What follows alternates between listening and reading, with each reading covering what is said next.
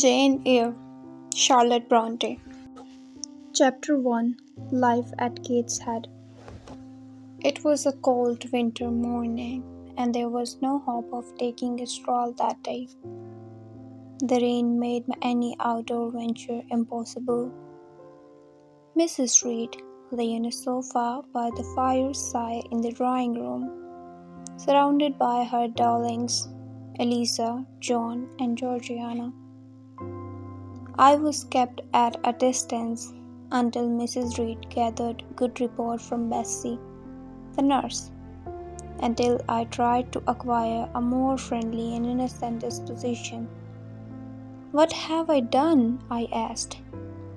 "Jane, I don't like questioners. Be seated somewhere until you can speak politely. Remain quiet," said Mrs. Reed. I slipped into a small breakfast room adjoining the drawing room. I found a book from the bookcase, making sure it had pictures, and climbed the window seat. I was hidden by the heavy drapery of the window. I was happy. I feared nothing but interruption. The breakfast room soon opened and John Reed walked in. "Where is she?" he said. I wished he might not discover my hiding place, but Eliza put her head in and said, "She is in the window seat." And I came out. "What do you want?" I asked with diffidence. "Say, what do you want, Master Reed?" he said. Sitting in an armchair, he intimated me to stand before him. John Reed was a 14-year-old schoolboy, 4 years older than I. He was huge and plump for his age. He should have been in school, but his mother had taken him home for a month or two, owing to his delicate health. His schoolmaster felt he would do very well if he had fewer cakes and sweetmeats, but his mother did not agree. John intimidated and punished me persistently. I reared him and shrank when he came near me. The servants did not like to annoy their young masters, and Mrs. Reed chose to ignore the matter. He suddenly hit me powerfully and said, "That is for replying, Mama." He then took the book I was reading and said, "You have no business to take our books. Mama says you are a dependent. Your father left you no money. You ought to beg and not live here at our mama's cost." He hurled the book at me, and I instinctively stepped aside, striking my head against the door and cutting it. The cut blood and the pain was sharp. "Wicked and cruel boy," I said. "You are like a murderer." What? What?" he cried. "I'll tell Mama." He ran at me and grasped my hair. Eliza and Georgiana ran for Mrs. Reed, who came with Bessie and Abbott, her maid. We were parted, and Mrs. Reed instructed them to take me away and lock me in a room upstairs. I refused to go all the way, but they took me to the red room and thrust me upon a stool. "You should be aware," said Bessie. "You are under obligations to Mrs. Reed. You should not think yourself equal to Mrs. Reed and Master Reed. You have no money, and it is your duty to be humble to them." They went out, shutting the door and locking it behind me. The room was seldom slept in. It was cold as there was no fire. Mr. Reed had died in this room 9 years ago. I knew he was my uncle, my mother's brother. In his last moments, he made Mrs. Reed promise that she would bring up and sustain me as one of her own children.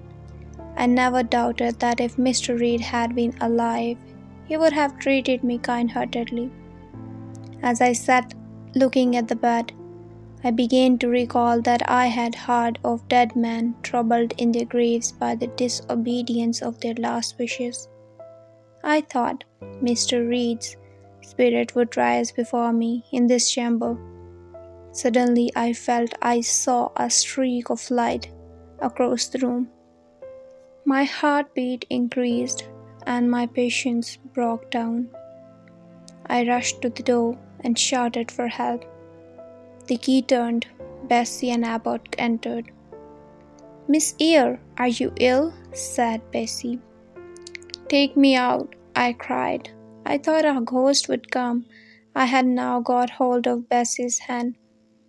"She has shouted out on purpose," declared Abbott. "I know her naughty tricks." Mrs. Reed came along the corridor. "What is all this?" she said. "I gave orders that Jane Eyre should be left in the room till I came to her myself." "Oh, aunt, have pity, forgive me," I cried. "Let me be punished some other way." "Silence!" She looked at me as if I was a precocious actress. She pushed me back and locked me in. Soon after she was gone, I suppose I had a fit and was unconscious. The next thing I remember is being lifted up. I found myself in my own bed. Bessie stood at the bed foot and a gentleman on the chair leaning over me. He was Mr. Lloyd. He was called by Mrs. Reed when the servants were unwell. He took my hand and smiled. "We shall take proper care and you would be well soon," he said. I felt protected and befriended while he sat near me, and my heart sank where he left. "Would you like to drink or eat anything?" asked Bessie softly. I was surprised at her civility. "Am I ill?" I asked. "You felt sick in the Red Room," she replied. "You'll be better soon." I could understand that Bessie felt sorry for me. She and Sarah, the housemaid, slept in the nursery with me that night. The next day I was up and dressed by noon. I felt physically weak and broken down. Silent tears kept flowing down my cheeks. Mr. Lloyd came again. "You have been crying, Miss Jane Eyre," he said. "Can you tell me why are you so unhappy?" "I have been crying because I am depressed," I answered promptly. "What made you ill yesterday?" he asked, with his eyes fixed on me. "I was shut in a room where there is a ghost," I said. "I am very unhappy. I have no father or mother, brothers or sisters. If I had anywhere else to go, I should be glad to leave Gateshead Hall." "Do you have any relations?" he asked. "My aunt said I might have some poor relations on my father's side," I replied. I had learned from Miss Abbott that my father had been a poor clergyman. My mother had married him against the wishes of her father. My grandfather had cut her off without any money. My parents died of typhus fever within a year of their marriage. "Would you like to go to school?" asked Mr. Lloyd. I barely knew what a school was, but it implied a long journey away from Gateshead and an entrance into a new life. "I would indeed like to go to school," I replied. Later, Mr. Lloyd went to meet Mrs. Reed and recommend her to send me to school. Days and weeks passed. I regained my normal state of health. Mrs. Reed and her children rarely addressed me. I felt that she could no longer endure me under the same roof with her. I was even told to take my meals alone. November, December, and half of January passed away. Christmas and New Year were celebrated at Gateshead, but I was barred from every enjoyment. Often Bessie was sympathetic towards me. It helped me to make my life comfortable at Gateshead. I sat with my doll on my knee till the fire got low. I always took my doll to bed. I loved and dated that toy, half believing it to be alive and capable of sensation. I could not sleep without it and was happy believing it to be happy. It was the 15th of January, about 9 o'clock in the morning, when I was called by Mrs. Reed on the breakfast room. She introduced me to a stranger who had a harsh and prim face. He was Mr. Brocklehurst. Mrs. Reed said, "This is the little girl, Mr. Brocklehurst, I wrote to you about. I wish you to admit her into the Lowood School. I request the superintendent and teachers there to keep a strict eye on her and guard against her worst fault, a tendency to deceit. Deceit is a sad fault in a child," said Mr. Brocklehurst. "She shall be watched, Mrs. Reed. I will talk to Miss Temple and the teachers. I would wish her to be made modest and useful," said Mrs. Reed. "She will spend the vacations at Lowood." "Your decision is perfectly sensible, madam," said Mr. Brocklehurst. "Simple attitude, unsophisticated accommodations, and active habits are the order of the day at Lowood." "I wish to send her as soon as possible," said Mrs. Reed, "and be relieved of a responsibility that is becoming irksome." No doubt, madam, and now I wish you good morning," he said as he departed.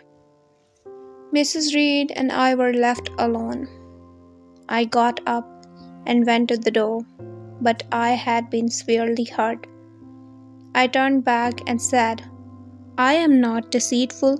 If I was, I would have said I loved you, but I dislike you more than anybody in the world." "How dare you say that, Jane Eyre?"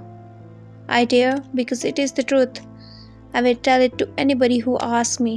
People think you are a good woman, but you are bad. You are deceitful." Mrs. Reed looked scared and looked as if she would cry. "Jane, you were mistaken," she said. "I desire to be your friend. Children must be corrected for their faults. Deceit is not my fault," I cried out in a harsh, high voice. I felt like a winner. Chapter 2. Life at Lowood. On the 19th of January, Bessie left the lodge, from where I got into the coach that would take me 50 miles away from Gateshead. I fell asleep till the coach door was opened by a servant. "Is there a little girl called Jane Eyre here?" she asked. I answered, "Yes," and was picked up. I stood before a building that spread far, with many windows. We went up a pebbly path that led to a door. The servant left me alone in a room with fire. I looked around the room. It was not magnificent as the drawing room at Gateshead, but was comfortable enough. A tall lady with dark hair entered the room. She was Miss Maria Temple. She placed her hand on my shoulder and asked how old I was and how long my parents had been dead. She touched my cheek gently and said, "She is very young to be sent alone. She is hungry and tired." She instructed a teacher, Miss Miller, to give me some supper before putting me to bed. Miss Miller took me to a wide, long room with many tables. Seated around the benches were about 80 girls of every age, from 9 to 20. It was their hour of study. Miss Miller told the monitors to put away the lesson books and fetch the supper trays. The supper consisted of a thin oat cake and a jug of water. I was too tired to eat, but drank the water, for I was thirsty. When the supper was over, prayers were read and the classes were dispersed. The bedroom had long rows of beds, each of which was filled with 2 occupants. I was to be Miss Miller's bedfellow. In 10 minutes the light was extinguished and I fell asleep.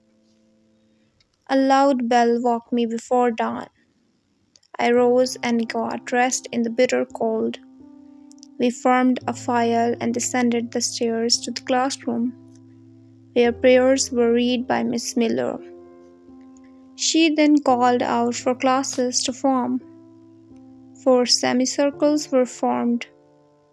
I was placed at the bottom class, meant for the youngest of the children. Texts were read from the Bible, which lasted for an hour. The bell sounded again, and the classes marched into another room for breakfast. I was glad for getting something to eat. 2 long tables lay basins with something hot that sent forth a smell far from inviting. "Disgusting," muttered the tall girls. "The porridge is overcooked again." "Silence," ejaculated a voice of one of the teachers. "The taste of burnt porridge is almost as bad as rotten potatoes." I saw each girl taste her food and try to swallow it, but the effort was soon relinquished. A quarter of an hour later, the lessons began again. As my eye wandered from face to face, observing the teachers, none of them in particular pleased me. Suddenly the whole school rose all together as Miss Temple entered. "I have a word to address to the pupils," she said. "You had a breakfast which you could not eat. You must be hungry. I have ordered that a lunch of bread and cheese should be provided to all."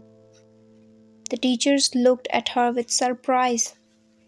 "It is to be done on my responsibility," she added.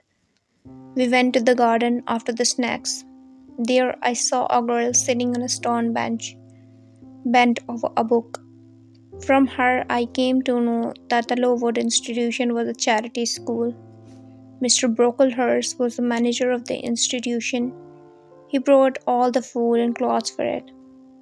He lived 2 miles away in a large hall. We were called for dinner. It was a mess of potatoes and shreds of rusty meal cooked together. I wondered whether every day's meal would be like this. After dinner, the lessons continued in the classroom till 5 o'clock.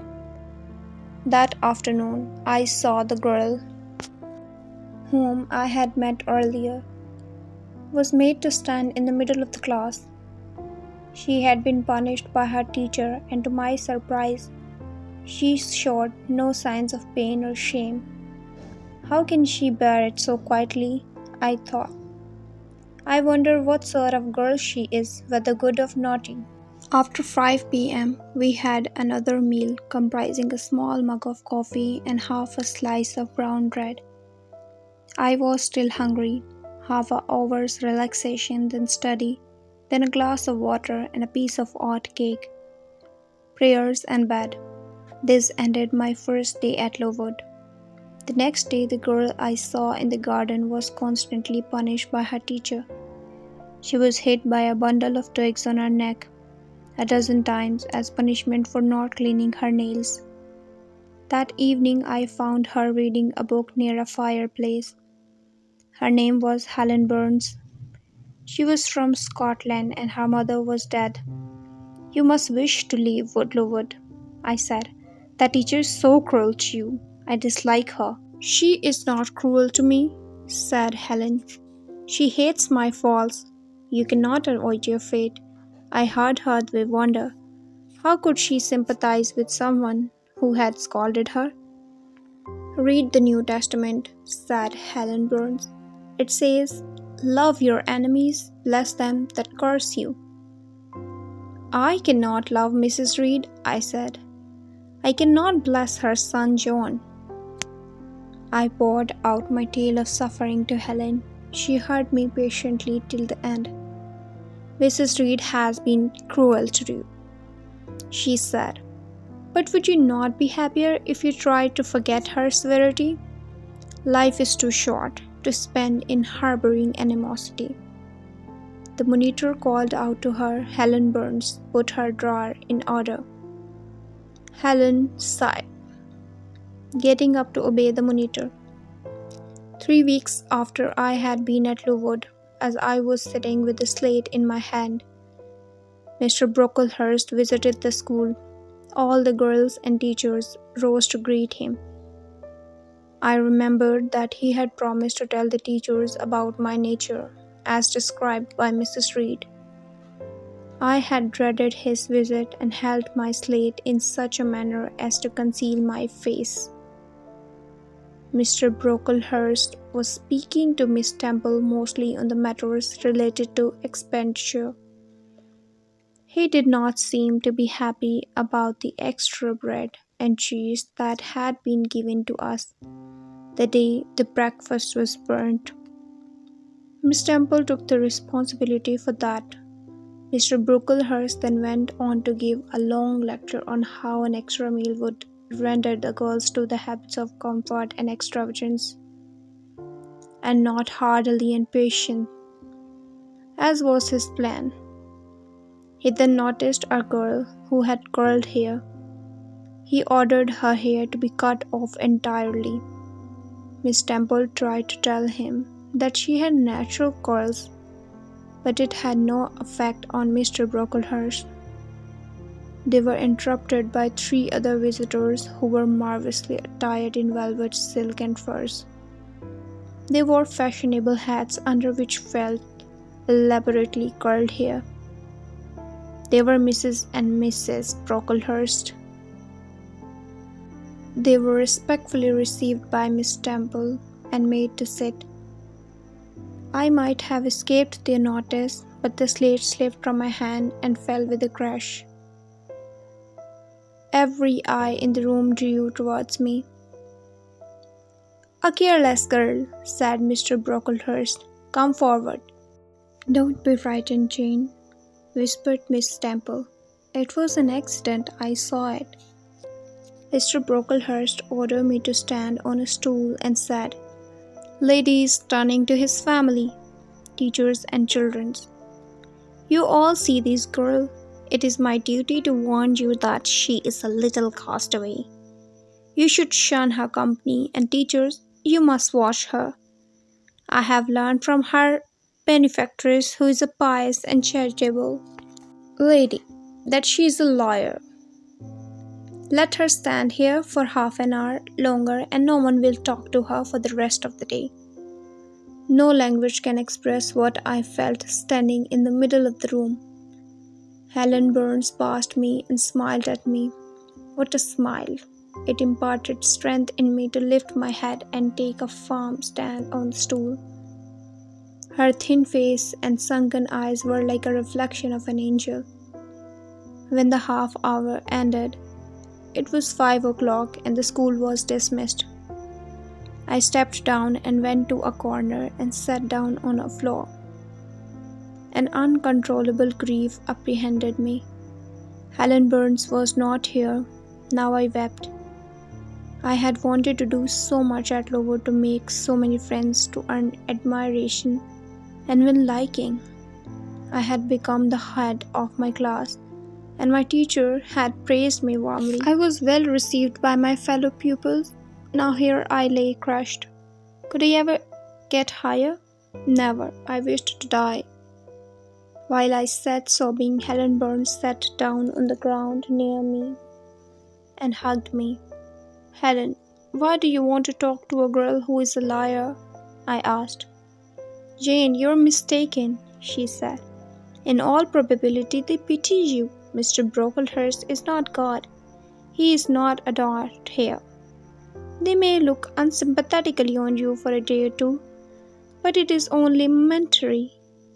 I was silent. Helen had comforted me. I put my arms round her waist. We had not sat long when another person came in. It was Miss Temple. "Jane," she said, "I want you in my room and Helen Burns may come too." Her apartment looked happy and had a good fire. Miss Temple called me to her side and looked at my face. "Have you cried your pain away?" she asked. "I have been wrongly indicted, ma'am," I said. "Tell me, who is the lady whom Mr. Brocklehurst spoke of?" I told her the complete story of my sad childhood. I also talked about Mr. Lloyd, who had come to see me after the fit. When I finished, Miss Temple said, "I know Mr. Lloyd. I shall write to him. If he is in agreement with your statement, you shall be publicly acquitted from every imputation." She kissed me and asked Helen how her cough was. Helen said it was better. Miss Temple asked her servant to bring tea. We gorged on tea with taste toast and cake. Miss Temple always had calmness in her that made it a bliss to look and listen her. When the bedtime bell rang, Miss Temple embraced us, saying, "God bless you, my children." About a week later, Miss Temple received Mr. Lloyd's answers to her letter. She assembled the whole school and announced that the charges against Jane Eyre were completely cleared. The teachers then shook hands with me and kissed me, thus liberated of a grievous load. I set to work anew and set on to triumph over every difficulty. I would not have swept Lowood for the comfort of Gateshead. Winter ended and the days began to be sunny and pleasant. As May arrived, the schoolroom and dormitory were transformed into a hospital. The pupils were hit by typhus fever, aided by semi-starvation and neglected calls. Most of the pupils caught infection. 45 out of 80 girls lay ill at a time. Many went home who were lucky to have friends and relations. Some died at the school. Mr. Brocklehurst and his family never came near Lowood. I and the rest of us were left to wander in the woods.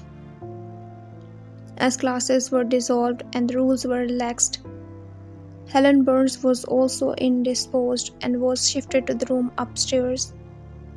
I was told that she did not suffer from typhus, but consumption. I overheard Mr. Bates, the doctor, remark that she was dying. I wanted to visit Helen but was not allowed to do so. That night, when the others were asleep, I left my bed and set off to see her. I must hug her before she dies. I must give her one last kiss. I reached her bedside and called out softly, "Helen, are you awake?" She turned her pale face and said, "Is it you, Jane?" I got onto her bed and lay beside her. She put her arm over me. "Are you going somewhere, Helen?" I asked. "Yes, to my home, last home," she said. "No, no, Helen," I cried. "Jane, I am very happy. When I die, you must not feel sad," she said. "I leave no one to miss me. My father married lately and will not miss me too. But don't leave me, like to have you near me."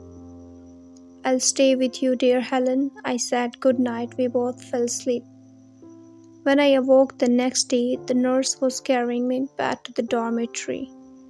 I learned from Miss Temple that Helen had died last night with my arms around her neck.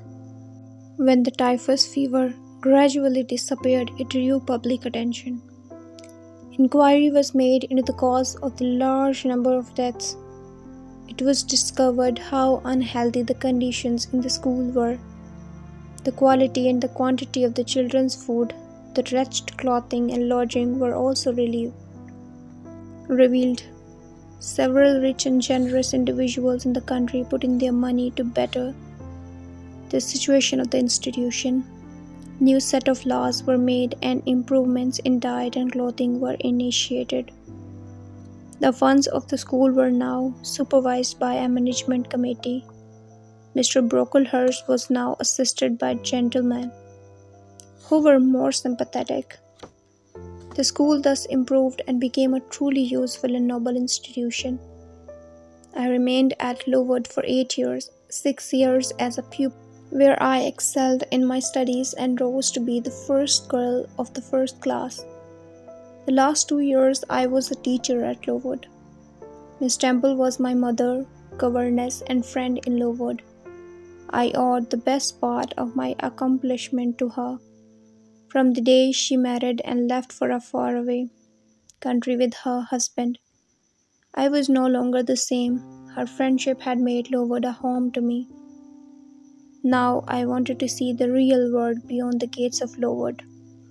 I was tired of the routine of 8 years. I wanted freedom.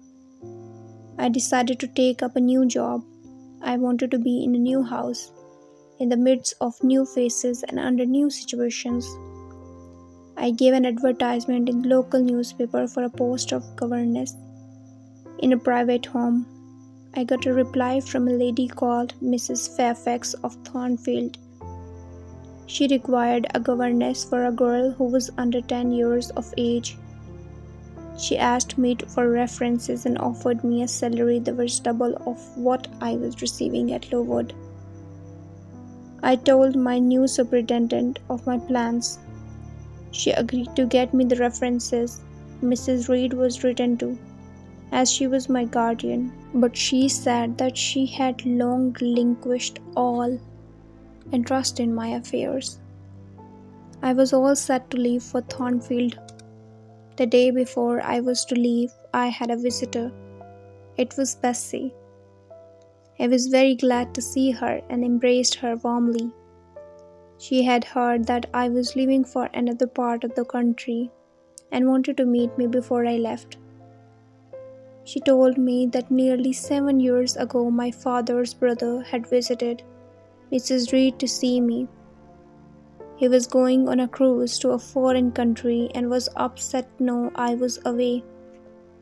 Bessie told me that he did not look as poor as Mrs. Reed had portrayed my relatives to be. Bessie and I confabulated for an hour and then she left.